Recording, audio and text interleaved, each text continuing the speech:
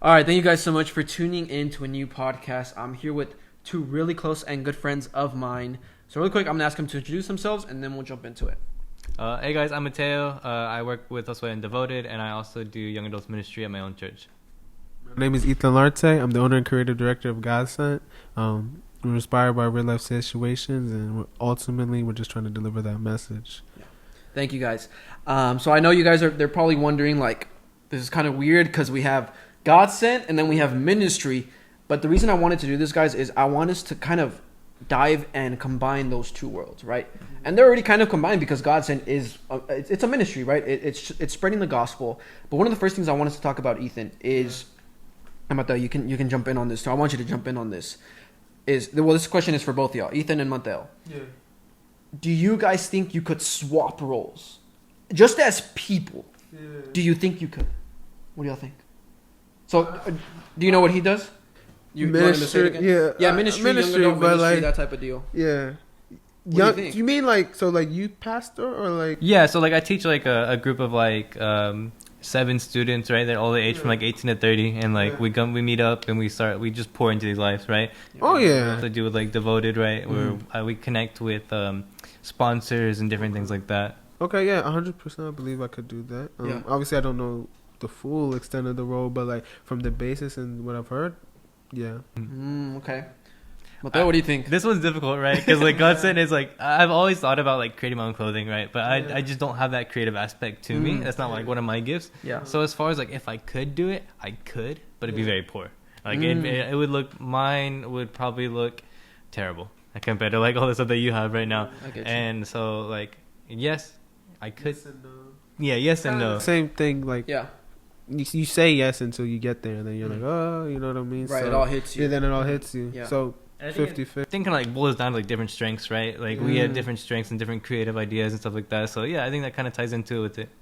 I think from my perspective, we kind of do the same thing, so I'm not going to really answer that one because like we do the same thing. But for Ethan, yeah, bro, I'm kind of with Mateo on this one. Like, I think I could. Yeah.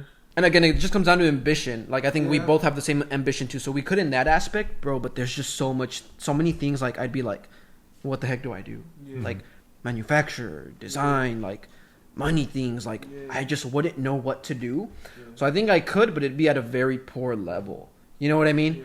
Yeah. But kind of touch on your thought process of why you think you could do kind of the young adult role, ministry, pouring into lives. I think with GODSENT, that's like our foundation or our basis, helping others. Like there's a lot of different things and situations where you can say we all do that, like unknowingly, right? Or like, you know what I mean? Does it make sense? Like I feel like even somebody who's say not 100% in ministry but does believe in Christ, like I believe they do that too in a way. It's like just helping others and, like how you said, pouring into each other's lives and helping us just become better people. So I think I could do it, but like I said, just have to get there first. Yeah. And there's a benefit here, and I like those responses. There's a benefit here that you guys don't know each other too well. I'm going to use that to our advantage and ask this next question. With the responses that y'all gave to if you could do the other person's kind of job, Ethan, was his answer accurate? Do you think Mateo, from whatever you know about Mateo, do you think he could? I think he could. I think you could too. I think anybody could. It's just the drive, like you said, the ambition. Right. It's not easy. It's not. Right. It's definitely not an easy task, especially with so many other competitors and things. But like you said, ambition, keeping that drive and that tunnel vision, you'll be fine. Yeah. And you learn over time too. So it's like it's a learning process. It's a learning process. So it's like if you're patient with yourself, you'll be fine, bro. Yeah. You'll be fine. Mateo? I think in the same way, Ethan. Like I loved how he pointed out, like, you know, everybody's an influencer, whether you know it or not, right? Through your actions, through what you do, through like everything, and with your testimony, man. Yeah, I think you could definitely excel in like ministry business, and I think that's exactly what you're doing with GODSENT.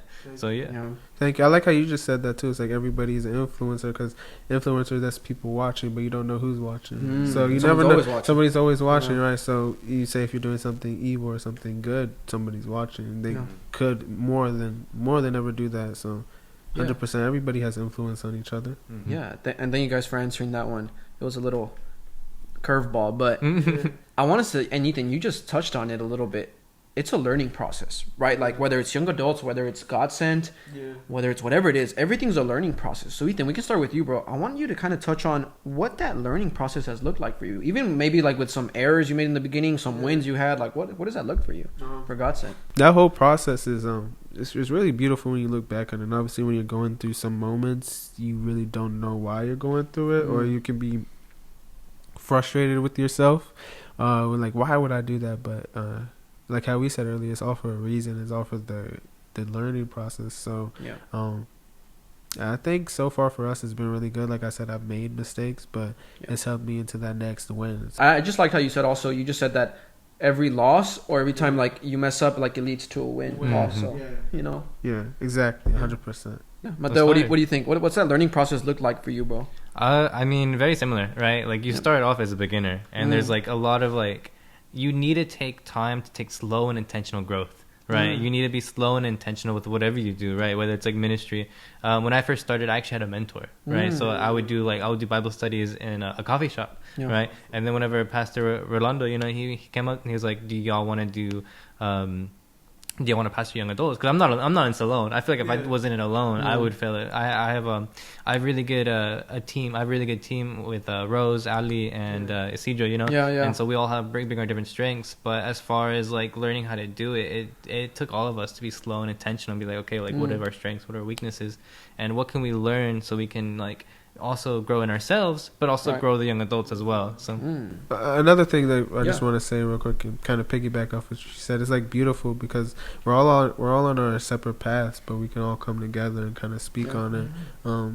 I really noticed that the other day. Like, I don't know, like I said, I kind of do think deep sometimes, and I like another question not a question, but another thought I had was like, wow, like, bro, somebody's job is to fix these mics. You know, say this goes wrong, you can go on Google and find someone who's a professional at this. And to me, that's insane because, like, would you do that? Could I do that? That would be something that's hard for me to learn that business. Or say for a camera, like the lens breaks, you know, there's somebody out there who can be like, no, it's not broken. Just do this. And like, you know, how'd you know that? But they learn. So it's kind of just to flip it all into the pot and stir it up. It's really cool when you kind of have that perspective of just, okay, somebody's path and somebody's profession is something we don't even think about, but that's what they get up every day to go do. So it's like, it's a really cool thought that I've just been on my mind recently. Just like, it still baffles me, and that's how God works, though, right?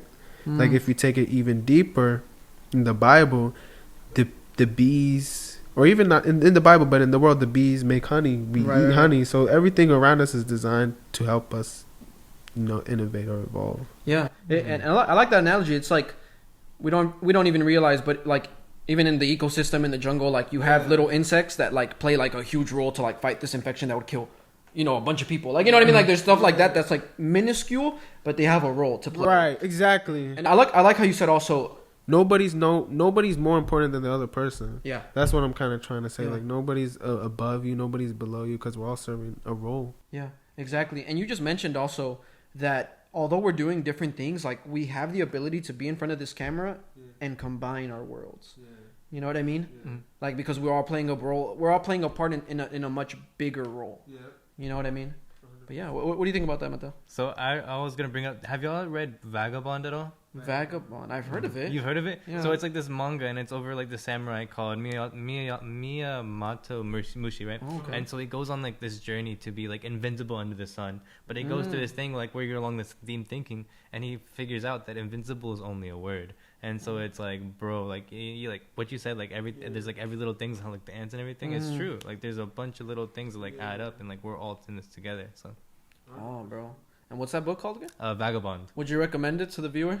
Like, depends. Or is it, it's like Chinese setting, like samurai type deal? It's like samurai type deal. So it's like back in the old days, and obviously like you're gonna have like, you know, there's a bunch of like killings and stuff like that. There's a bunch of different like I would recommend it to people that are young adults, right? Like 18 above. Right. I like that you said that too, because one thing I'm very big on too is like, yeah, you said you really don't know who's watching, so that's why you have to be careful what you say and kind of what you portray, because there could be someone, and there's people who I've known, or who I do know, who are very much younger than me in like middle school, elementary school, and they're, you know, you can say they kind of look up to you, or look up to you as like that role model. So you can't be doing anything crazy, you know. Right. So that's how I look at it. Yeah, it's a concept of someone's always watching, right? Like whether you want them to or not. Right. Yeah, and kind of where I want to guide this now is coming back, like circling back to that first question I asked y'all, right? Which was like, could you do that one? Could you do that one? Yeah. Ethan, if you could go back in time and tell yourself something like, hey, bro, like, know this before you start GODSENT. Yeah. And Mateo's about to start GODSENT. Yeah. What are you telling him? What's that aha moment? What's that key that's like, dang, if I had done this in the beginning, GODSENT would be GODSENT. Yeah. You know what I mean? What would you say? And again, it's to Mateo because Mateo's just starting GODSENT. Just started it. I would say it sounds cliche almost, but like I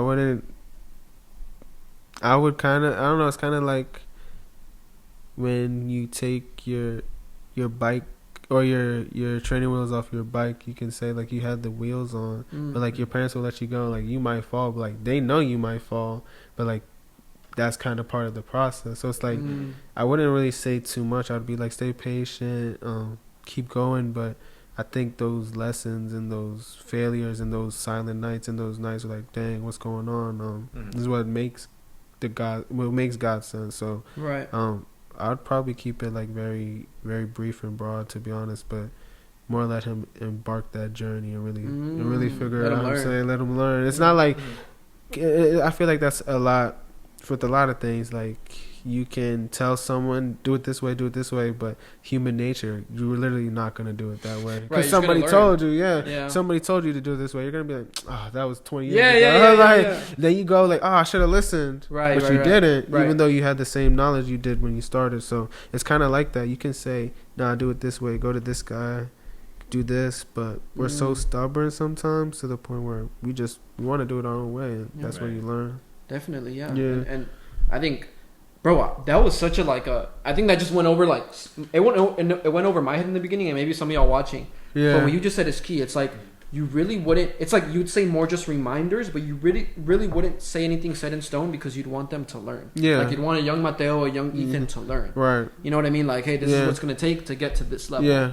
Right. 100%. That's crazy, bro. Yeah. 100%. Mateo, what are you telling a young Ethan who wants to start getting into ministry, who wants to start serving in the church, and maybe doesn't? There's a lot of struggles with it. Like, you know what I mean? Like, there's a lot of ups and downs, and because you're dealing with people is the thing. You're dealing with people who don't think like me, who think opposite, who maybe think like me, but you're dealing with people. So what are you telling a young Ethan who's embarking on that journey? Right. And this is a tough question, right? Because it's ministry, right? And I'm not saying like it's like something like super different from like, you know, anything else, but like it's one of those things where like you're gonna get criticized a lot, and you're gonna be put on like this pedestal, like we've been talking about this whole podcast, right? It's like people are gonna be watching your every move, and so I would say it's important to stay intentional, right? Like I think that's key, right? Staying intentional.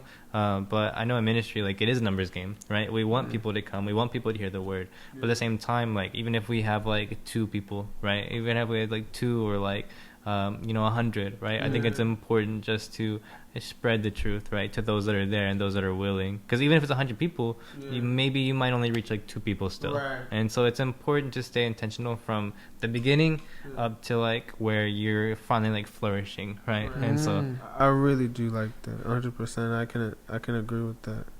Yeah, bro. Like that, man. I think that was really good advice from both ends. Yeah. And again, keep in mind, like for those watching, like we're speaking from the perspective of them doing something that they're not doing right now, right? Like something completely different, something completely new. And just to close, guys, I want to wrap it up and bring it all together with one final question. If you could go back in time, again, young baby Mateo, young baby Ethan, would you do it all over again, the same way? Yeah. Why would it be a yes from you? Because, like I said, I keep saying the same thing, but like. I would do it all over again because I don't know.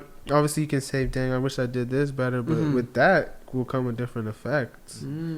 So it's like, you know what I mean? Like, you can change something, but you don't know the effect of it. So that's how I kind of look at it in a way. It's just, I don't know. It's like going back to that learning. Like, it's like I had to learn this. Yeah, you know what I mean? Like, if I had learned another way, I don't know if I'd be the Ethan that I am now. Right. 100%, you know what I mean? 100%. And I think like I'm gonna bring up that concept of you even leaving home, bro. Like that's a huge thing. Yeah. Like a lot of people don't realize, because I think most of our viewers are probably like younger, maybe living at home. Like guys, like y'all don't understand. Like when you leave home, you're not leaving only family, like friends. You're leaving literally everything you've ever known.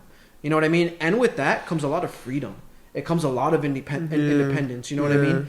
So the fact that you wouldn't even go back and like maybe wait a little longer, like you would still take that. That's a big risk. Yeah. That's a big jump. Like you would still take that is huge. You know what I mean? Like it's not something that's just go over our heads over. Yeah. It's huge that you would go back and keep it the same exact way because it led to the Ethan that you are now. Yeah, 100%. You know, part of me wishes like, dang, I should have stayed a year or two longer, but I wouldn't be sitting here right now if I stayed a year or two longer. Yeah. So it's like cause and effect. But I was gonna say something else. I keep losing my train of thought. There you go. That's why you need to sleep. But I was trying to say I had like really something like profound I wanted to say. Hopefully it comes back on me. Yeah. Let Mateo go, and then if it comes, yeah. Mateo, what about you, bro? I think mine's a little different. Like, yes, I think it's important to do the same things, right? Because that's how we learn. I loved how you answered that. But there's also things that I regret, right? There's like I have like these big regrets. For a little background, like I've only been saved for like 2.5 years. So as far as like jumping into like ministry, like there's like a bunch of things that like I wish I didn't do. The people that I wish I didn't hurt, you know. And so if I can go back and switch all that, you know, I would. But as far as like ministry, 1,000%, I would want to do ministry over and over and over again. So I love that. I like that because you kind of jumped into that branch of like, you brought other people into the equation. And I like that because like you would only change the impact, the negative maybe impact you had on others, like the hurt you brought others, the pain you brought others. I think that's important to realize, like, and maybe you've also experienced that, Ethan. I've experienced that too. Like we've had negative effects on other people that I wish I could take back. You know what I mean? But in terms of my journey, in terms of your journey, in terms of your journey, I think we all agree like we wouldn't change anything. But the mistakes we made sometimes hurt other people, and I would change those. Because I never want to hurt anyone else.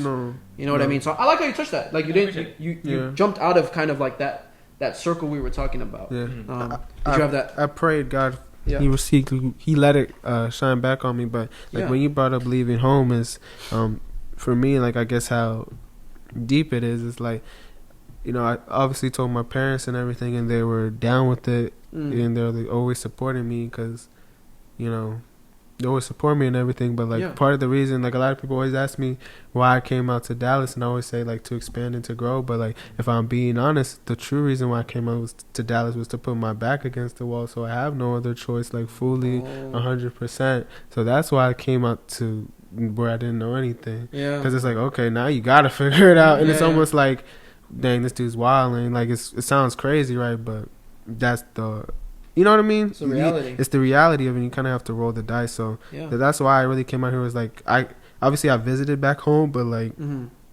I can't, like this next season I'm in right now, like to like the goal and like the extent of like how everything we want to do is like physically I can't go back home till it's done. So it's like it kind of forces you in a different mode and a different mindset. And this is like I believe a good tip for entrepreneurs. Like you don't have to do something that's excessive, but if you can do it like in the space and the surroundings you're in, I 100% believe you should, because you can see a lot of growth in a small amount of time if you kind of put those little, like you can say fake smoke screen or like smoke screen in your mind, which can help you just elevate and become a better person, or you know, grow your business, scale your business X, Y, and Z, or get closer to God. But that's really why, like, Wow, bro. I love how you said, like, you know, put your back against the wall. Because I was driving up here like earlier, and I was like, man, like, you know, if I had a backup plan, like, I probably wouldn't be going all full force as I would be, right? Because you have to succeed, right? Well, with people that like have backup plans, like, oh, if this doesn't succeed, like, I can just fall back on like Plan B, and it's like, oh.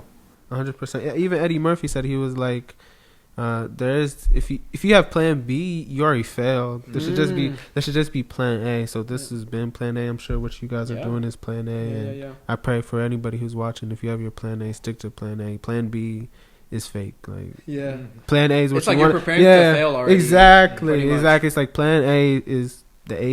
You know, the best. And it's like.